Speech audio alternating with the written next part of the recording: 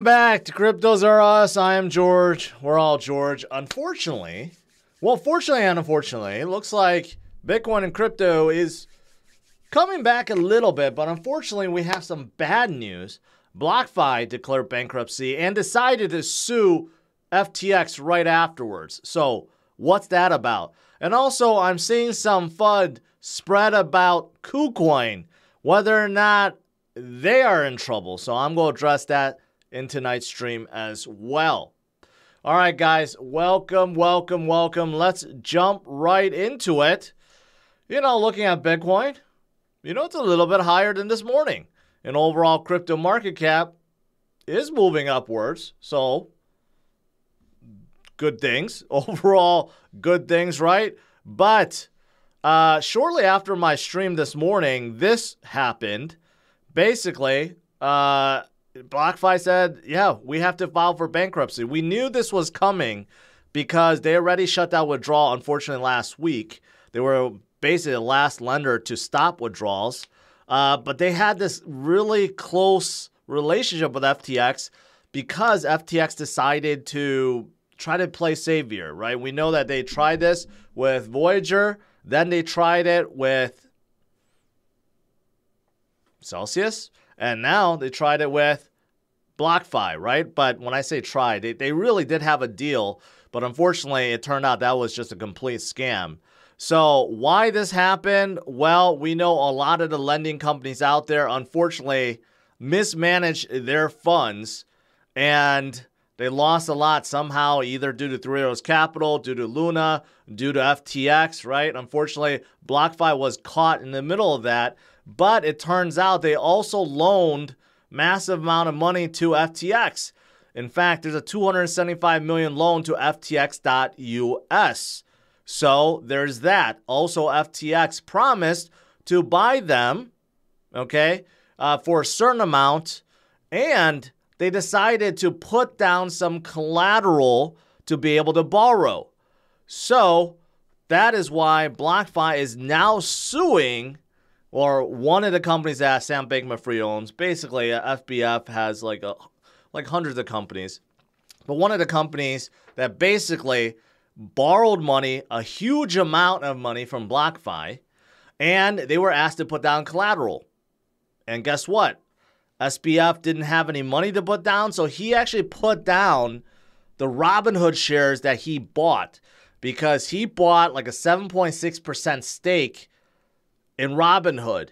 So rather than put down money, he put down the shares as collateral to be able to take out the money that he did.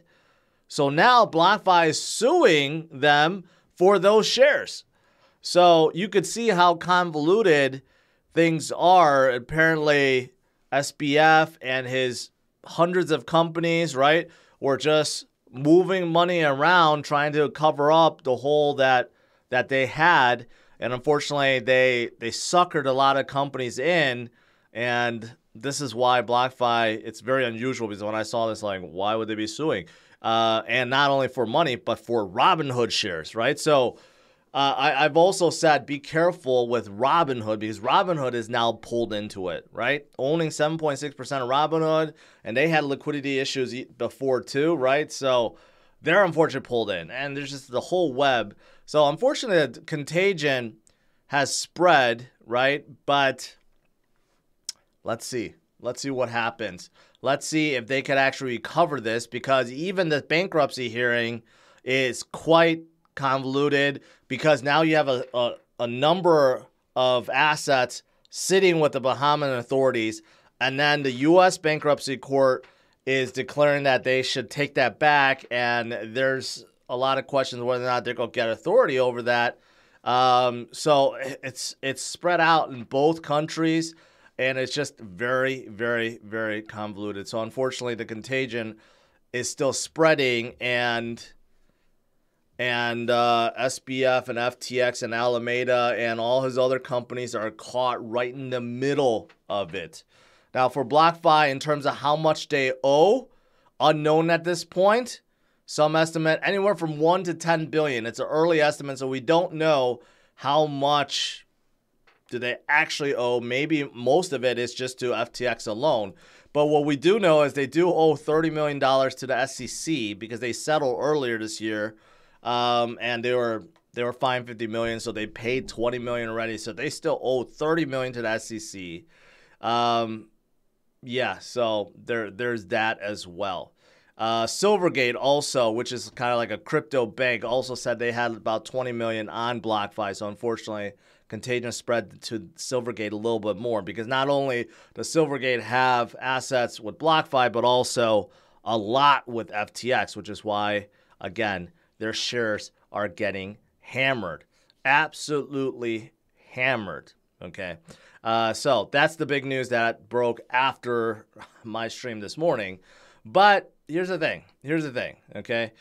We know that FTX, we know SBF, Caroline, Gary, and I forgot who the other one is, right? Even though they kind of ruined things, they set things back, right? But not all is lost. Not every single person in crypto is bad, right? And there are still a lot of believers, a lot of holders, obviously, and there are still a lot of people coming in, right? So this was talked about, hyped up quite a bit recently and has finally come.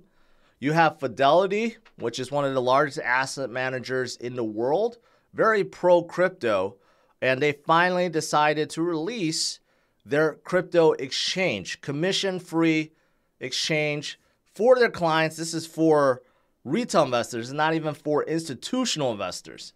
So they have this list, but they are now opening up the list. So now you have a big giant coming in offering crypto to, of course, retail investors, but also they've been offering crypto to institutional investors.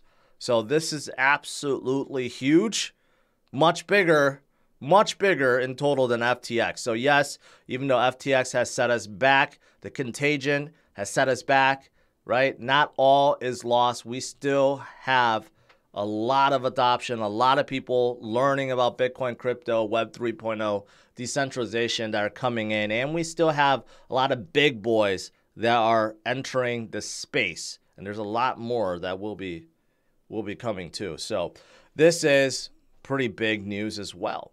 Now, there is something else that I do want to mention because I did see a lot of fear, uncertainty, and doubt spread about Kucoin on Twitter.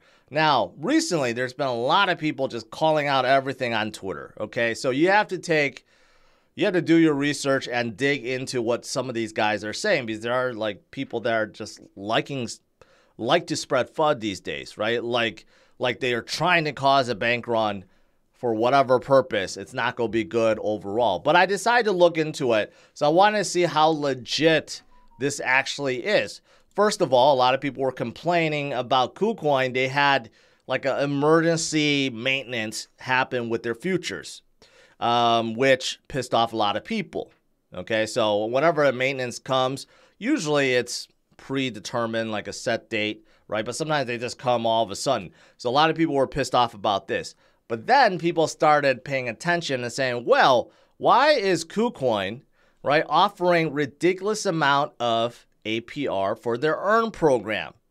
So here's the example. Ethereum at 187%, Bitcoin at 274%, and Tether at 100%.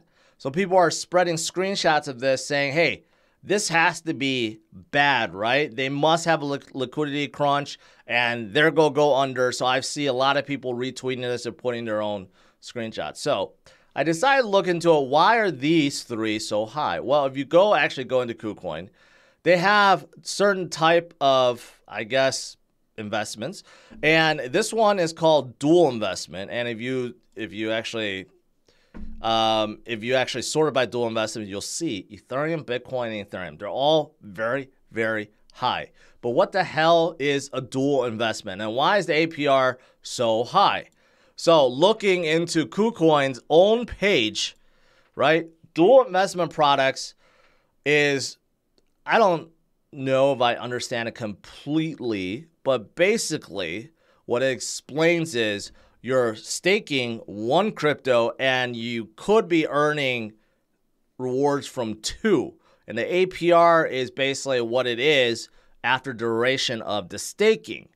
Now, I don't know. That just sounds a little weird to me, right? Like, I don't know what that means exactly, but they do give you examples.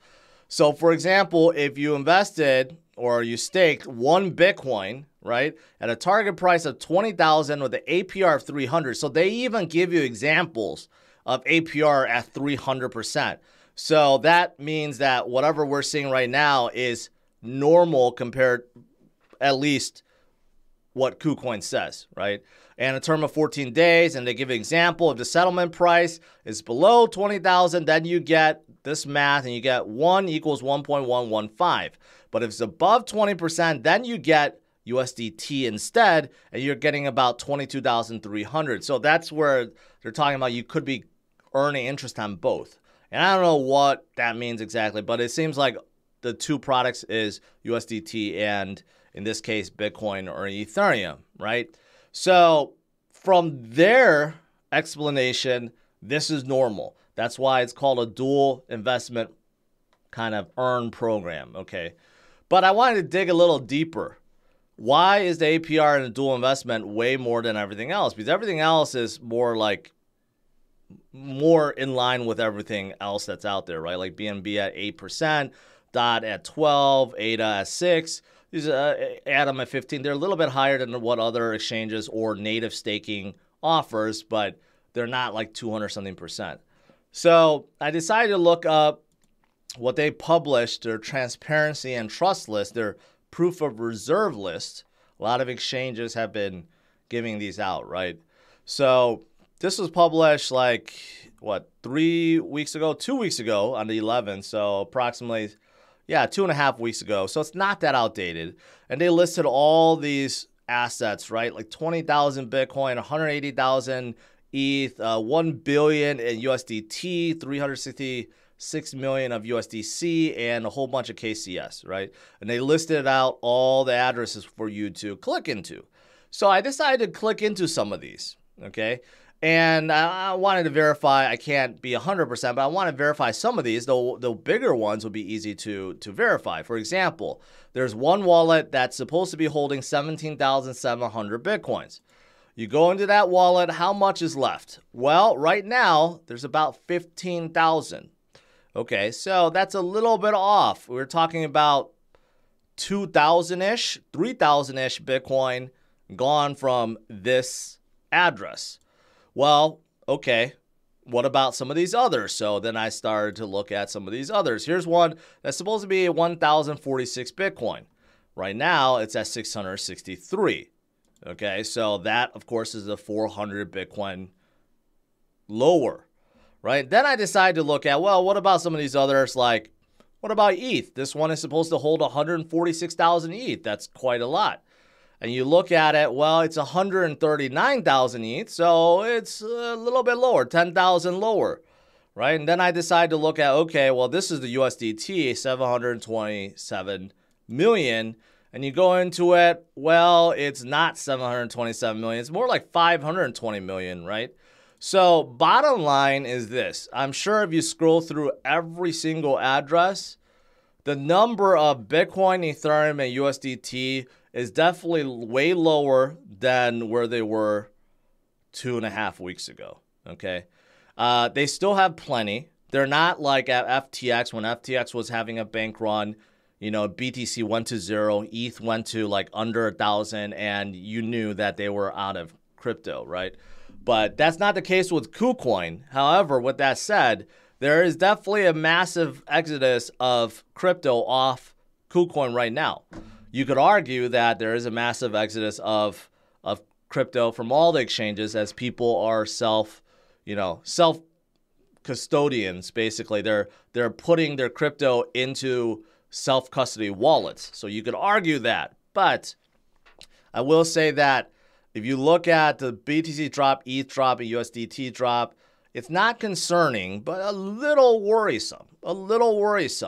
And part of the reason why that they may be giving out so much interest in these dual investment products is because they're also a little bit worried about the withdrawals. So bottom line is, I'm not concluding that Kucoin right now is insolvent or there's a bank run happening or they're going to go belly up, but I am noticing that their assets are coming down. So overall, be careful with your own funds. I know a lot of you guys use Kucoin. I do use Kucoin too. Be careful with your own funds. If you are scared, if you're worried, then make sure you put your crypto into your own wallet so you don't have to worry about anything in the future, right? I've been talking about this a lot ever since, well, I've been talking about before the FTX collapse, but ever since the FTX collapse, I've been talking about a lot more, right? So just be careful. But from right now, it does seem like Kucoin still has plenty of assets.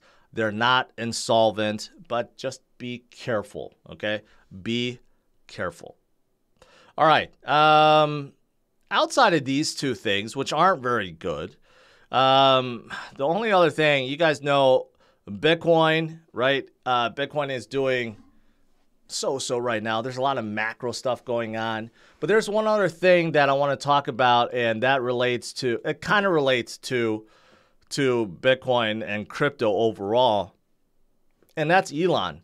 Elon is now saying that, you know what, Apple has threatened to remove the Twitter app, okay?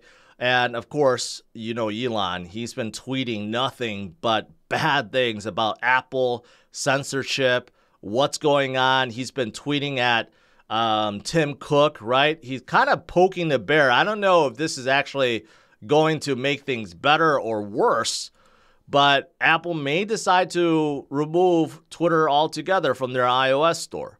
And who knows if Google is going to be doing the same thing. Google may follow, right? That's why Elon recently said he may have to come out with his own phone. And if you come out with your own phone and you go put Twitter on there, well, there's probably more to it than that, right? Which is why even Charles Hoskinson said that Elon himself may bring 200 million more users to crypto, either through Doge or through some other means. But he has some grand plan for Twitter and Twitter 2.0.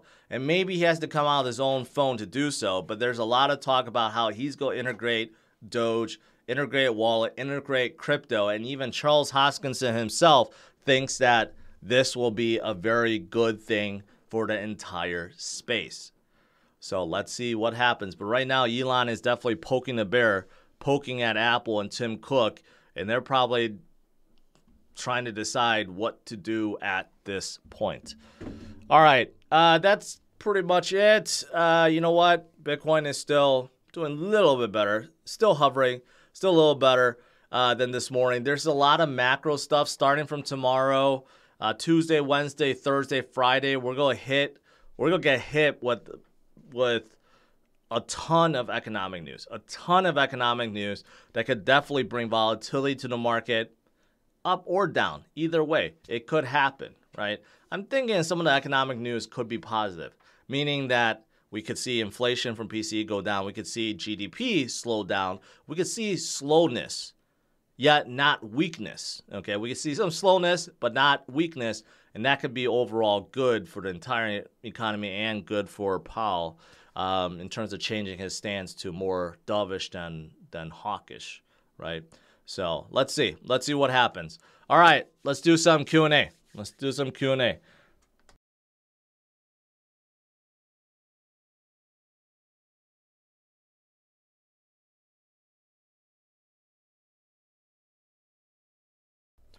Someone is asking about the DXY. DXY, I still think is very relevant, and it has been holding at 106. So much better than a 114, 115, right? But this week, economic news will definitely affect this. DXY, you could see a pump or dump based on some of the economic news. So we'll see. We'll see what happens.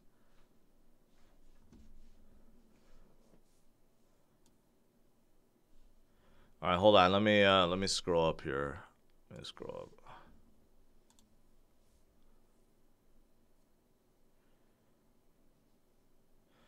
Someone says Doge is pumping hard. Well, Doge is moving up because there's just a lot of talk about Twitter 2.0 and this whole thing about Apple and Elon going after Apple. You know, that's driving more enthusiasm towards Doge. Yeah, a lot of people asking about Kucoin. I just addressed that. Hopefully, it addressed some of the things, but still a lot of question marks, right? Their whole dual investment products, I don't know what that really is all about.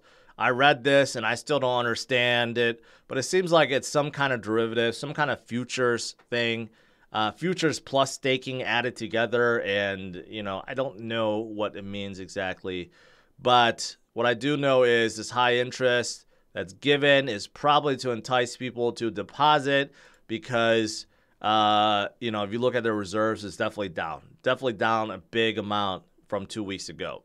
They're not down and out, but they're down, and I think they're just trying to boost up their liquidity at this point. So again, be careful. Doesn't mean that they're go belly up or become insolvent tomorrow, but just be careful. If you're scared, definitely take advantage and learn how to self-custody your own crypto. Learn how to use a wallet like Ledger or Trust Wallet or any other wallet that allows you to safeguard your own crypto and gives you a recovery phrase, right? So just be careful with that. All right, so there we go. Justin, it's been 2 weeks. Yep. So I kind of addressed that. A lot of exchanges, to be fair, a lot of exchanges have seen a massive exodus of their liquidity because of the FTX situation. So we do have to take that into account. Chris, videography, I'm Doge. Let's see here. If I never had to hear the name Elon again, I'd be so happy. Well, I don't think that's going to happen. I finished my blockchain course at MIT. What crypto web company would you want to code on? Reason, I would definitely say you got to code with Solidity at this point because of Ethereum and all the EVM compatible chains out there. Every single one, every single major one seems to be adding support for EVM, which means that they're adding support for Solidity. So I would say if I'm a programmer, I would be looking into that. And I covered this before. If you look at average pay for different languages, I think Solidity was #1 versus like Java and C# and C++ and everything. Let's see. Lanners, what exchange besides Kucoin can a U.S. citizen trade XRP on? Well, you're going to have to look at, I think Uphold still has it, and you're going to have to look at some foreign exchanges like MEXC Global. You know, I started dabbing with them a while ago, and they do have pretty much everything that Kucoin has. So you may want to check them out. But inside the US, almost every single one delisted XRP. So it's going to be tough. Tony, welcome back. Yeah, you're going to have to wait and see, man. Unfortunately, this happened. They declared bankruptcy. They have huge ties with FTX. It's a very convoluted situation. So we'll have to see if they can pull out of it or there's a savior. You know, they're the latest. Genesis, BlockFi, Celsius, Voyager, right? Unfortunately, the contagion spread to all of them. How would 2 BTC be taxed if I sell both? One was held over a year, one was not. Is this short or long-term capital gains? I think you declare that. You declare that which one you're selling. If you're selling first in, first out, or last in, last out. So you decide how you want to play that. They're not going to check. They're not going, just like stock, you could declare it, but you just have to stay consistent.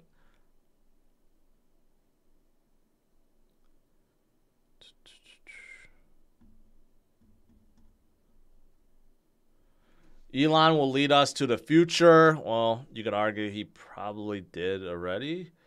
Thoughts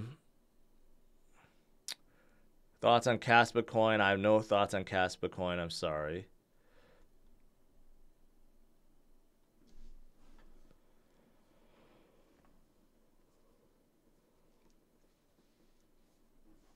I wonder how Pomp is feeling after he pushed FTX and sat on the board of Blockfi, loss of credibility. I mean, Pomp, he's an investor. He didn't invest in Blockfi. He was very ambitious, promoting it heavily, right? A lot of us, you know, we were fooled, right? Obviously, we were fooled. We really didn't know what was going on behind the scenes when things were good. These companies were making money left and right and grabbing a whole lot of users, but behind the scenes, we just really didn't know, right? So unfortunately, it happened. You know, we got to pick ourselves up and learn from it and make sure that we don't fall for the same traps in the future. Trust Wallet offers XRP. Yeah, I forgot. Trust Wallet, you could buy directly. They use some other third-party services, so you can buy directly from Trust Wallet if you wanted to. But I think the fees are a little bit higher.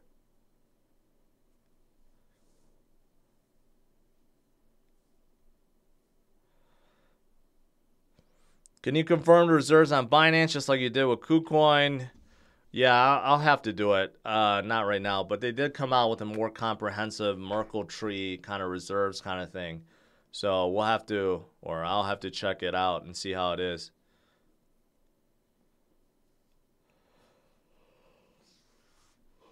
Robert, do I still trust ITrustCapital? Well, I say they haven't done anything to show me otherwise, okay? They withstood all the previous collapses. They have always told me that they're very, very, very careful with their operations. They don't do anything with the crypto that they are handed with, right? People's 401ks and stuff like that in crypto. They put it in cold wallets held by Coinbase and Fireblocks, and they don't touch it. They don't give you, you know, they don't try to lend it out. They don't try to earn interest. They've always been very, very, very conservative. And they have great customer service. A lot of people use them. So right now they seem legit. But if you have questions, definitely give them a call and see. Top 3 alt movers in the next bull cycle and why? Danielle, I've said this before. So at the top 3, I would say you got to go.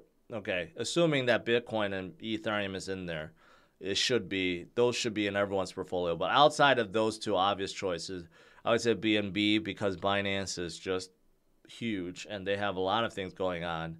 And then I would put Polygon in there because they're basically like Ethereum 2.0. And at this point, there's so many other L1s. There's so many other L1s that I do like, but you know what? I'm just going to throw Doge in there as well because of the Elon Twitter acquisition. Beforehand, you know, Twitter, Elon would, you know, tweet some meme about Doge and pump it up, but now there's serious talks. Now that he's the owner of Twitter, there's serious discussions and talks about how he can integrate crypto and Doge, and I think that could be a huge thing. So he's bringing utility. So I'm not saying Doge is the 3rd best coin out there, but I would say definitely worth holding on to just see what Elon does with it. Good time to get a safe haven. Inherit. Yeah, I don't trust safe haven. I don't trust any crypto company that's supposed to be handing your crypto keys to your loved ones after you pass away. I just don't trust someone like Safe Haven to do that.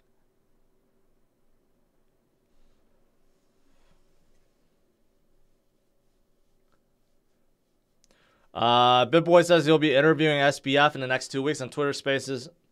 Okay. You know what? He's supposed to, I mean, before that, SBF is supposed to be talking to Andrew at that New York Times thing that's supposed to be happening on Wednesday. I mistakenly thought that he had to fly out, but people would correct me and say, hey, he's probably going to do a Zoom, which is correct, right?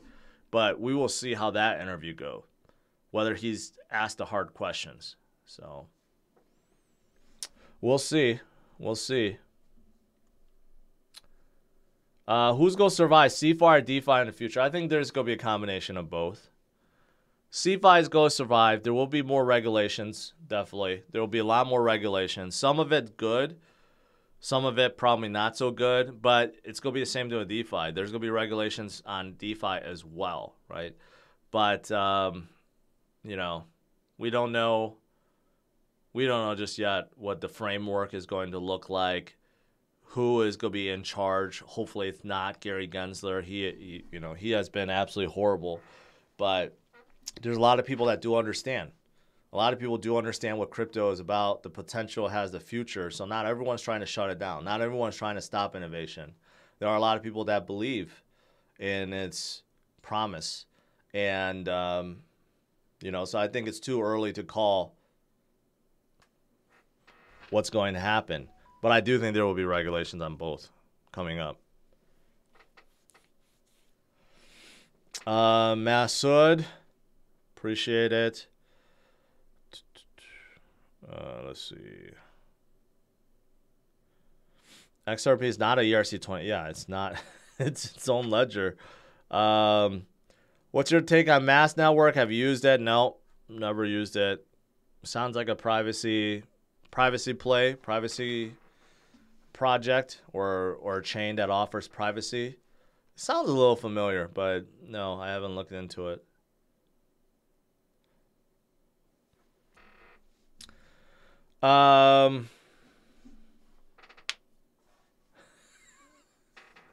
Vacation time. Thanks for the good laugh. What do you think about MetaMask? Well, MetaMask is a de facto browser wallet right now, right? Made by Consensus. They do follow, their RPCs do follow some regulations already in terms of not allowing certain transactions to take place in sanctioned countries and so forth, right? But overall, they seem like they're still pretty legit wallet. So, yeah.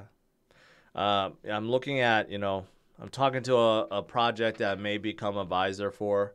They're actually coming out with a mobile wallet and browser wallet to compete with the likes of MetaMask, and they're bringing up a lot of new features. Looks promising, but I will introduce them in the future. Jorge, appreciate it. Please visit Boracay Island in the future. I'm pretty sure I've heard of that island before. It's somewhere in the Caribbean, so I'm guessing, right? It sounds good.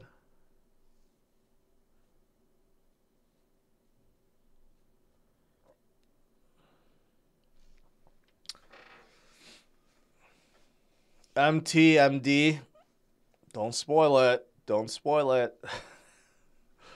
Nissan 400Z is a bad mobile.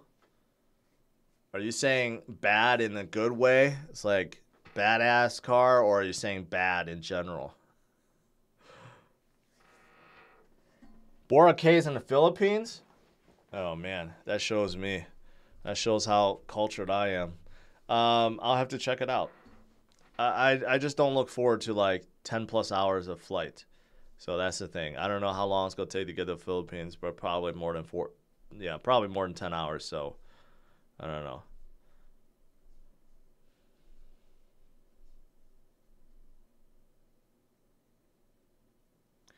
What are the chances of us getting our coins back from Blockfi? Well, through bankruptcy hearing, after the hearing, I'm sure there will be some that'll be given back. But at this point, we don't know how much of a hole they have. There's a lot from just FTX and Alameda alone. That's why they're suing to get Robinhood shares, because that alone is like $500 million. So the hole is probably pretty big. But maybe they do win the injunction and get those Robinhood shares and they sell it off. They could patch that.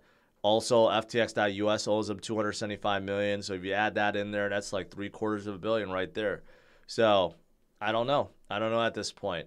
Like Voyager and Celsius. Voyager sold to FTX. Now Binance is trying to bid for them. So we don't know how much Voyager's money is going to be given back. Same to Celsius. They haven't auctioned yet. But, XRP or Ripple and Tron wants to buy Celsius assets. We don't know after they buy how much they're going to give it back. And same thing with BlockFi. Just don't know at this point.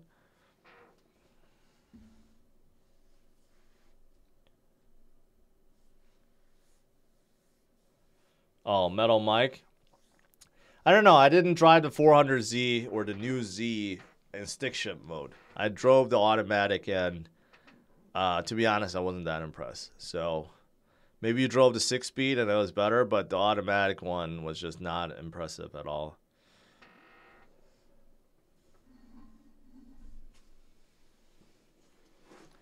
We were supposed to get 72% from Voyager. Now who knows? I mean, Sam was making big claims, big promises.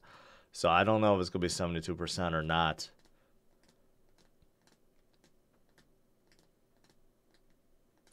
Did you mention the Sam U.S. hearing in December? No.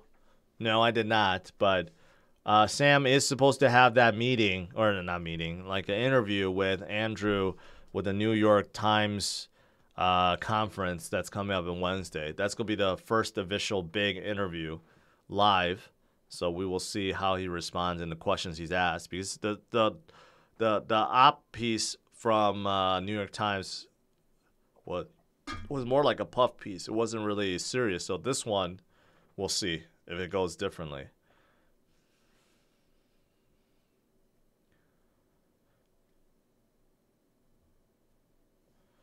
You know, despite all the FUD from today, you know, the crypto market is, I wouldn't say rallying, but it's in the green. Doge up in a big way. Ethereum up a little bit. You got others, Cardano, Polygon, Litecoin even. Everything's actually moving up. Recently, Chainlink up 10%. Fantastic. Cosmos up 5%. Fantastic. Recently, crypto and Bitcoin has been like a precursor to what the markets will be the next day. So if Bitcoin and crypto is starting to go up today, more likely than not tomorrow, we're going to see the U.S. market go up. So it used to be the opposite, but now it's like crypto leads the way. Jorge Torrell, appreciate it, man. Appreciate your support. Are you going to Bahamas also? No, I'm not. No, I'm not. I'm going to stay far away from there. Dogechain is on fire. Dogechain is supposed to be a layer 2 for Doge. I don't see any official support from. Yeah, Dogechain is not on fire.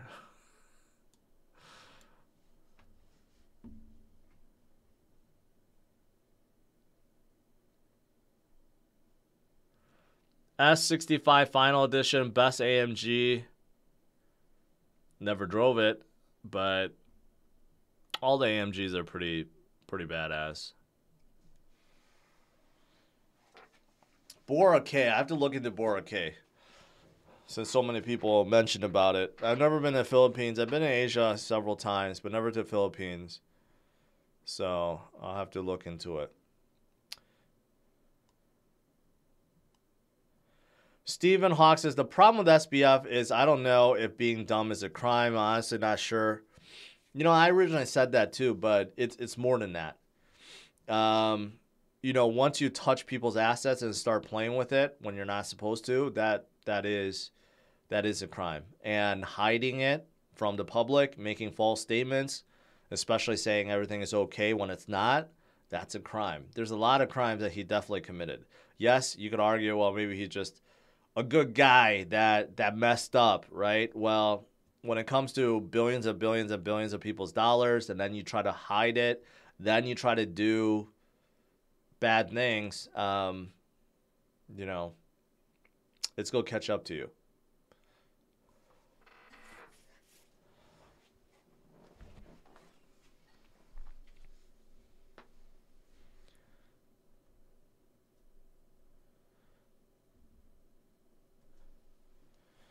Patrick says he knew what he was doing. Playing dumb is easy for him. Yeah, it seems like, you know, all the stuff that was happening, you know, definitely seems like him and Caroline and the other two really knew what they were doing, honestly. But you know what? You know what? There's also good in this space, okay? Let's concentrate on the good. I know I've been covering so much about the bad. This year has been absolutely horrible. But we got good. We got good, too. Like Fidelity. One of the big giants out there, right? Coming into the space fully, coming out their own exchange. They're in mining, offering custody service. They're catering to institutions as well, right? But you could argue, well, do we really want a big institution like Fidelity come in? Nah, I could see that, yeah, maybe that could be a bad thing. But they could definitely bring a lot of attention, a lot of new people into the space, help educate people, get them involved, bring a lot more liquidity, which is definitely needed to drive things higher, right? So, yeah, so we still got a lot of big players, and it's still very early. So that's why you don't want to give up.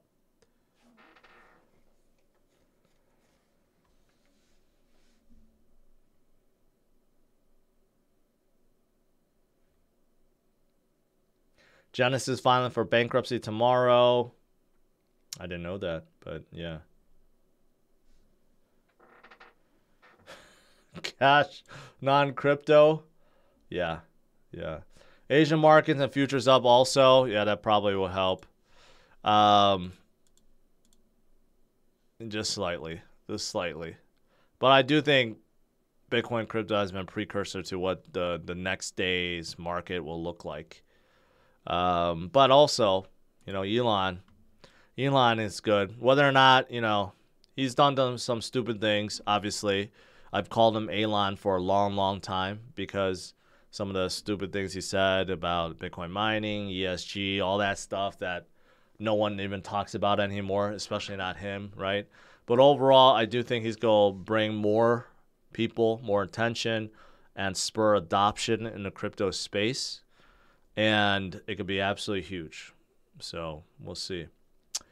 Are you still following the Lakers? I've given up on the Lakers. AD has been playing better.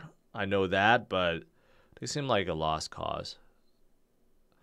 What are your thoughts on Wrap BTC? If you recommend swapping to BTC, do you have any recommendations? Yeah, wrapped or synthetic tokens are never as good as the original, right? So there's really no reason for you to be holding WBTC. You should just be holding Bitcoin, honestly. And I've heard that FTX was one of the biggest minters of WBTC.